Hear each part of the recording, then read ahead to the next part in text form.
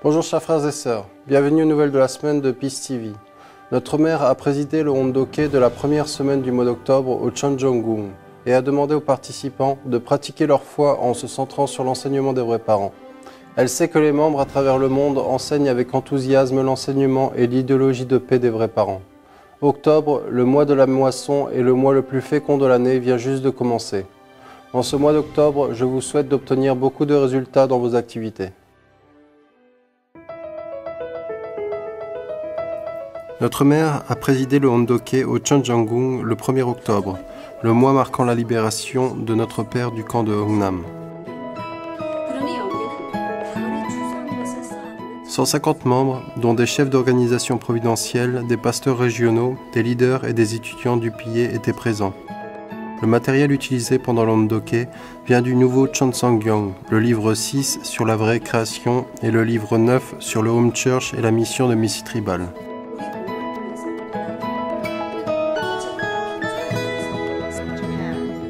Après le Hondoke, une vidéo du directeur général du siège de la FFPMU, Moon Sun-jin, lisant le discours de notre mère lors du Festival de la jeunesse mondiale la semaine dernière au Japon a été montrée.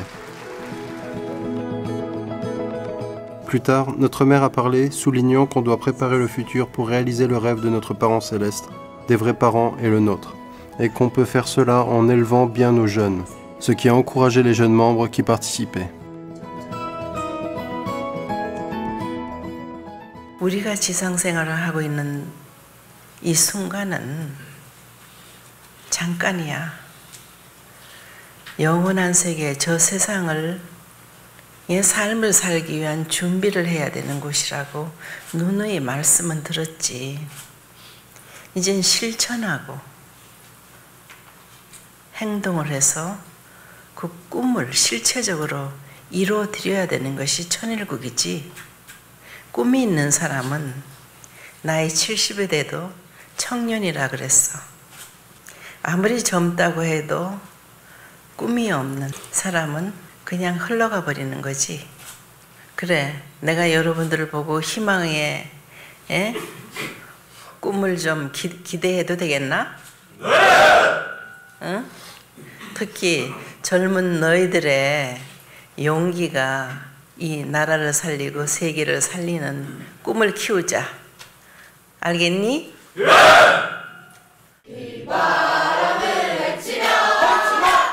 Après que notre mère ait parlé, le groupe du renouveau du témoignage a chanté le chant de la marche pour l'unification, exprimant leur forte détermination pour s'investir complètement pour le développement de l'Église en Corée.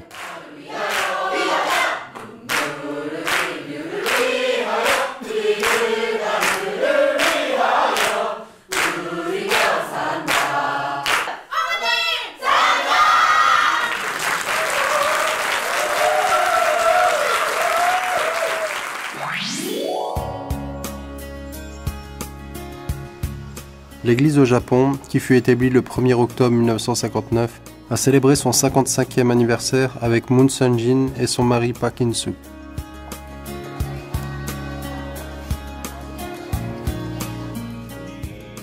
Le 1er octobre, un programme culturel dynamique a marqué le début de l'événement au centre culturel Shinjuku, où étaient réunis 1800 membres et ambassadeurs de la paix.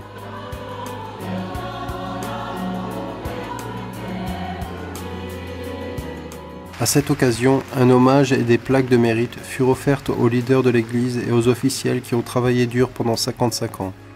Moon Sun-jin, la directrice, a lu le discours de notre mère intitulé « Le chemin vers un futur monde de paix » et a appelé les participants à unir leurs efforts pour la réalisation de la paix dans le monde grâce au mouvement de la vraie famille.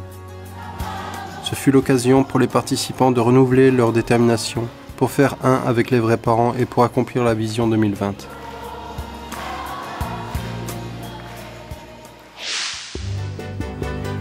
Avant cela, des rassemblements à Okinawa et à Saga furent organisés le 27 et 28 septembre respectivement, en commémoration du 55e anniversaire de la création de l'AES-UCM au Japon.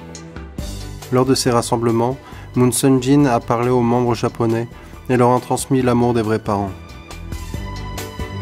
Les rassemblements appelaient les participants à s'unir avec les vrais parents et à réaliser la paix dans le monde, allant au-delà du Japon et à réaliser Chanilguk grâce au mouvement de la vraie famille. L'événement tout entier, qui débuta avec le rassemblement de 10 000 jeunes à Chiba le 23 septembre, puis le rassemblement d'Okinawa et celui de Saga, s'est conclu lors du 55e anniversaire de la création de l'Église au Japon.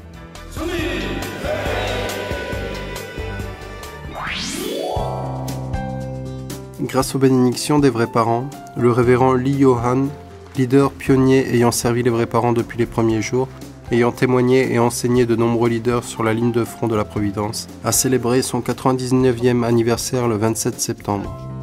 Près de 200 membres, dont la présidente de la FFPM, Moon Yona, des chefs d'organisation, des membres aînés et d'autres membres se sont réunis pour lui offrir leurs félicitations. Le président de la FFPMU en Corée, révérend Ryu Gyung-sok, et le président du groupe Tongil, Cho Jong-sun, ont exprimé leurs remerciements au révérend Lee pour la vie modèle de pionnier qu'il a vécue. Madame Kang Yoon-chil a cité ces paroles de notre mère disant que le révérend Lee a joint l'Église représentant les pasteurs chrétiens et témoigna de la manière dont il a suivi le chemin de la volonté de Dieu avec intégrité. Dans son discours de remerciement, le révérend Lee introduit les principes suivis toute sa vie et exprima ses remerciements envers les participants. Le révérend Lee Yohan est né le 4/9 du calendrier lunaire dans la province nord de Pyongan, la même province que notre père. Il fut le premier à joindre en Corée du Sud et ouvrit le chemin. Il était le premier homme à joindre en Corée du Sud et a ouvert la voie sur la ligne de front comme pasteur, commençant à Daegu et Busan, puis dans d'autres villes. En 1977, il est devenu le principal du séminaire théologique de l'unification en Corée et a amené de nombreux pasteurs au centre de la Providence. Depuis 2008, malgré son âge avancé, il a pris les devants pour amener le renouveau dans les églises comme évangéliste itinérant par ses paroles et le témoignage de sa foi.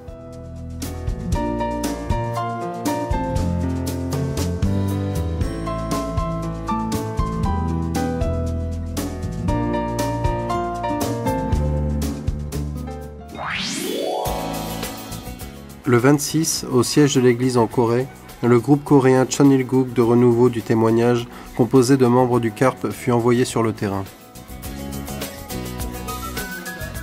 Le révérend Ryu Kyung-sok divisa le groupe en deux équipes, une répartie au siège de l'Église et l'autre dans la province de Cheongnam. Il leur a demandé d'accélérer le renouveau des églises et de témoigner avec le cœur passionné de la jeunesse.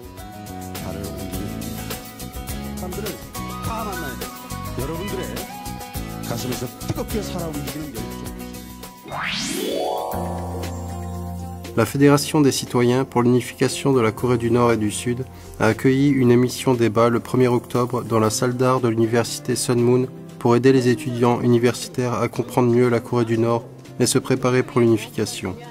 L'émission débat a été menée par un présentateur de KBS et avec la participation de près de 400 étudiants et professeurs.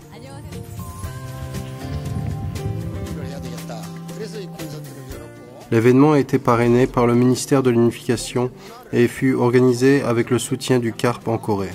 Le président de la Fédération des citoyens, Sol Young-soo, a exprimé son espoir que l'événement devienne un tournant pour les étudiants de l'université pour qu'ils se préparent à une Corée unifiée. Il y avait un panel varié d'étudiants et de professeurs échappés du Nord, d'étudiants d'universités coréennes du Sud et d'experts de la Corée du Nord, qui ont franchement discuté de la situation de la Corée du Nord et de la nécessité de l'unification de la péninsule coréenne.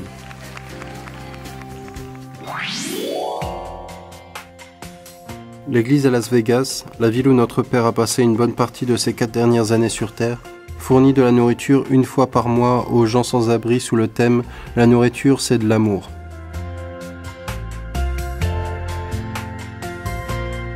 En même temps que de fournir de la nourriture aux démunis, les membres nettoient les rues 2 fois par semaine avec l'esprit de service et transmettent notre message de vivre pour autrui.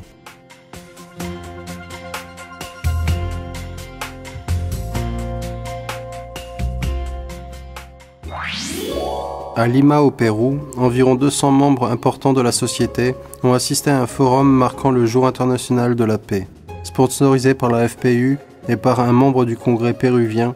Les représentants de la direction nationale ont posé des questions auxquelles le président de la FPU, Dr Yang Chang-sik, a répondu en présentant la philosophie de la paix des vrais parents. À cette occasion, 14 nouveaux ambassadeurs de la paix furent aussi nommés. Le 28 septembre, le docteur Yang Changshik, émissaire spécial des vrais parents en Amérique, a donné le service du dimanche au siège de l'église de Bogota en Colombie. Il a parlé des trésors hérités grâce à la rencontre des vrais parents, notamment du principe divin et de la bénédiction, et a demandé aux membres colombiens de témoigner à une personne chaque mois.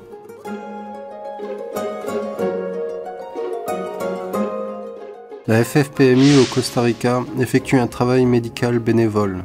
Dans le cadre d'une stratégie pour accomplir la vision 2020, une équipe médicale menée par le docteur Wu Guanyong et des missionnaires utilisant des produits de Happy Health ont travaillé dans cette nation d'Amérique centrale. 3000 personnes ont bénéficié de soins et le gouvernement a offert un prix de paix citoyenne à la Fédération des familles en récompense de leurs efforts. Un festival de Tongilmodo a été organisé en Nouvelle-Zélande le 27 et 28 septembre. Parmi les 120 participants figuraient des leaders nationaux de nombreuses régions de l'Océanie et le président régional. Le programme a commencé par une présentation par le maître Vénus Augustin, président de l'Asie du Pacifique de Tongilmodo, et son approche sur l'éducation du caractère. Les parents des participants ont été si inspirés par la présentation qu'ils ont reconfirmé leur engagement à soutenir leurs enfants à la formation à l'art martial. L'après-midi a donné lieu à une démonstration d'art martial Tongilmodo, dont des techniques de combat et de défense avancées.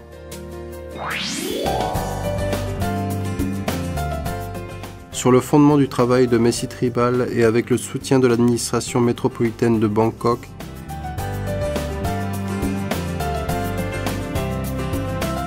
s'est tenu un festival de bénédiction de la paix interconfessionnelle le 14 septembre avec environ 100 couples. Des représentants spéciaux, le docteur et madame Lek, ont conduit la cérémonie et de nombreux couples se sont déplacés pour sentir leur mariage réanimé par l'amour et la grâce de Dieu. Le 21 septembre, plus de 200 personnes de religions et de cultures différentes se sont rassemblées pour observer le Jour international 2014 de la paix de l'ONU. Les participants ont prié pour la paix dans le monde au cours d'une cérémonie interconfessionnelle d'eau et des représentations multiculturelles. Et le 14 septembre, aussi en Malaisie, la Fédération des familles, en collaboration avec la FFPM, la FPU et le CARP, ont tenu un festival de mi-automne invitant des amis et des membres de la famille. Près de 210 personnes y ont participé. C'était l'occasion pour beaucoup de créer des relations et de socialiser entre membres et invités. Dans la République démocratique du Congo, le Jour international de la paix a été commémoré par une conférence tenue au ministère des Affaires étrangères le 27 septembre. Les présentations par des leaders de la FPU et un professeur d'université de Kinshasa ont donné aux participants l'occasion de beaucoup discuter au cours de séances en comité. Une des conclusions importantes était de se rendre compte de l'importance de la présence de Dieu dans le leadership et dans les efforts pour instiller de la paix dans la nation. De plus, 70 membres de la deuxième génération de la Fédération des jeunes congolais ont participé à la marche de la paix avec des personnes d'autres organisations promouvant la culture de la paix. Au Nigeria aussi, différentes organisations providentielles, incluant la Fédération des femmes pour la paix mondiale et la FPU, avec d'autres organisations, ont organisé des événements pour le Jour international de la paix.